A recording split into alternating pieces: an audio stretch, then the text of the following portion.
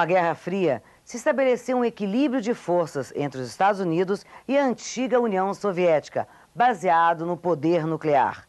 E foi a partir daí que a guerra se transformou numa ameaça de destruição. Com a Guerra Fria, o fenômeno da guerra ganha novos contornos na sociedade internacional.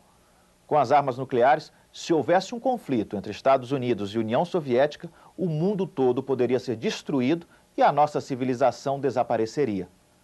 Ambas as superpotências tinham capacidade de destruir o mundo várias vezes. Daí que, pela primeira vez na história, a guerra seria sinônimo de destruição total da humanidade. A partir dos anos 70, as superpotências assinaram acordos para diminuir seus arsenais nucleares e tentar evitar a destruição total do planeta no caso de um conflito. Esse período marcou a última fase da Guerra Fria, na qual a possibilidade de um conflito nuclear ficava cada vez mais distante. Mas, se diminuiu a possibilidade de guerra nuclear entre as superpotências, aumentaram os conflitos indiretos entre os Estados Unidos e a União Soviética no chamado Terceiro Mundo. Essa nova modalidade de conflito pouco tinha a ver com a Guerra Clássica e foi marcada por guerrilhas e violações aos direitos humanos.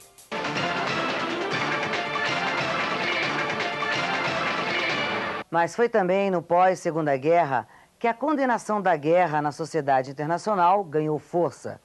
Com a criação da Organização das Nações Unidas, em 1945, buscou-se a proibição do recurso à guerra de maneira quase absoluta. Um novo sistema jurídico internacional foi estruturado e uma mudança significativa ocorre na sociedade, sobretudo nos países desenvolvidos. Para as nações, a paz passa a ser tão importante quanto a democracia. Hugo, existe algum dispositivo na Carta da ONU que proíba a ocorrência de guerras? Bem, a finalidade da ONU, desde a sua criação, era evitar a ocorrência de guerras, ou seja, fazer com que o conflito armado não mais fosse um meio de composição de interesses de conflitos entre os Estados, como já vinha sendo a praxis da primeira metade do século XX. A partir dessa ideia, a partir dessa premissa, a ONU pretende e emprega políticas que inibam esse tipo de mecanismo, esse tipo de solução. Isso não necessariamente significa dizer que um instrumento, ou seja, o Estado como uma organização armada, um Estado com poderio militar não possa atuar, não possa intervir, ou melhor, não possa se valer desses instrumentos para, de uma forma ou de outra, atuar na política internacional. Tanto que a ONU, ela possui, ou melhor, ela pode constituir forças, lógico que nunca forças de combate, muito mais forças de intermediação de conflitos. Ou de defesa. Ou de defesa, mas a guerra como guerra, logicamente, a guerra pura e simples, ou seja, a busca pela destruição, pelo extermínio, pela dominação, enfim, por esse tipo de mecanismo, logicamente que tem que ser afastado do rol de instrumentos de composição de conflitos no cenário internacional.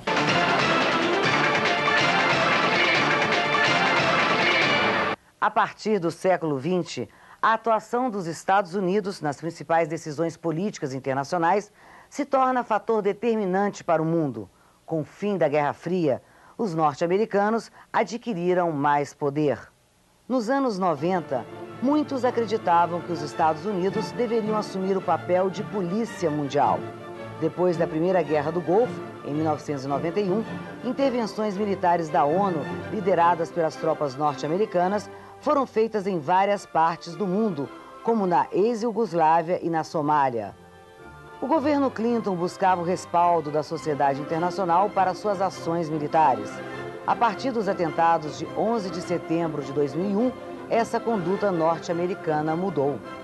Após o 11 de setembro, a questão da segurança voltou a ocupar papel de destaque na agenda internacional deste século. Ganha força a doutrina norte-americana da guerra preventiva. Segundo essa doutrina, os Estados Unidos deveriam empreender todos os esforços para destruir seus inimigos antes que estes atacassem o país e seus cidadãos. A situação se agrava com a ideia da guerra contra o terror, pois o inimigo pode ser qualquer um e estar em qualquer parte do planeta. E o século XXI começa com uma guerra convencional contra o Iraque em 2003 e com o aumento dos conflitos entre palestinos e israelenses no Oriente Médio. O planeta assiste pela televisão guerras civis na África e aumentam os riscos de conflito na Ásia, envolvendo China e Taiwan, as duas Coreias e potências nucleares como a Índia e o Paquistão. Outro aspecto preocupante do conflito global está relacionado ao envolvimento de novos atores internacionais. Movimentos nacionalistas e guerrilhas em várias regiões do mundo acabam mantendo estreita associação com o crime organizado e com grupos terroristas. Com isso, aumenta a possibilidade de acesso desses grupos a armas de destruição em massa, o que se torna outra grande preocupação da comunidade internacional.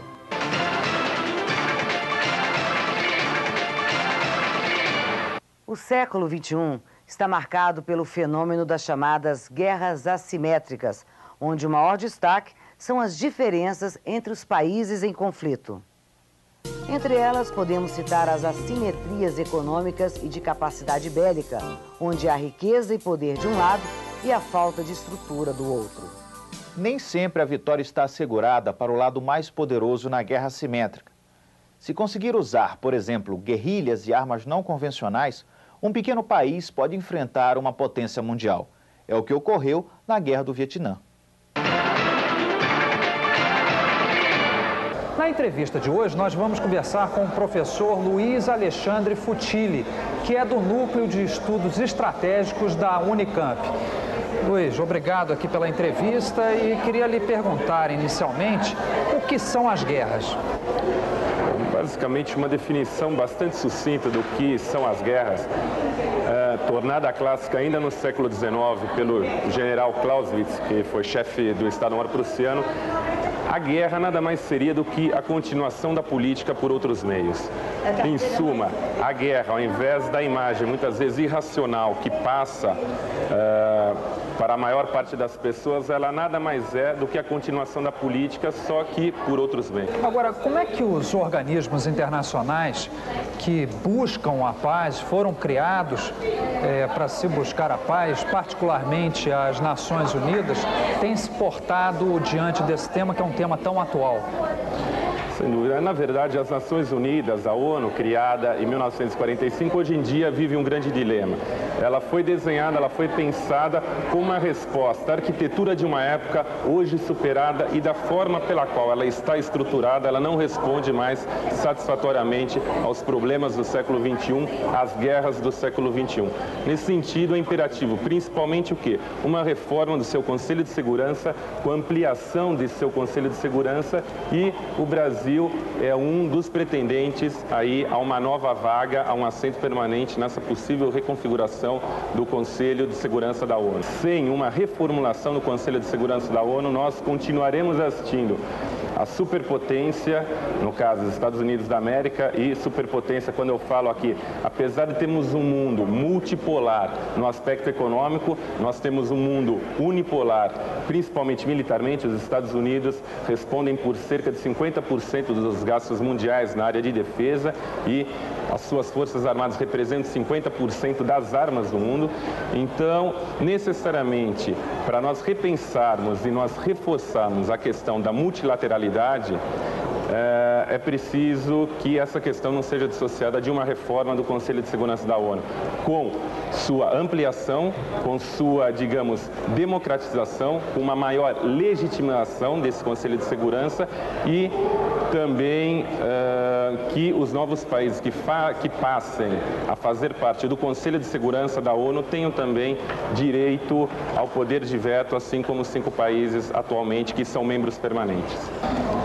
Que tipo de posição você vê o Brasil tomando no cenário atual com respeito à política externa nesse campo específico das guerras?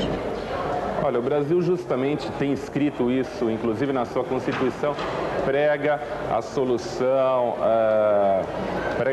negociada de conflitos, condena o terrorismo, defende a não intervenção, defende a autodeterminação dos povos, entre uma série de outros princípios que se encontram inscritos na nossa Constituição.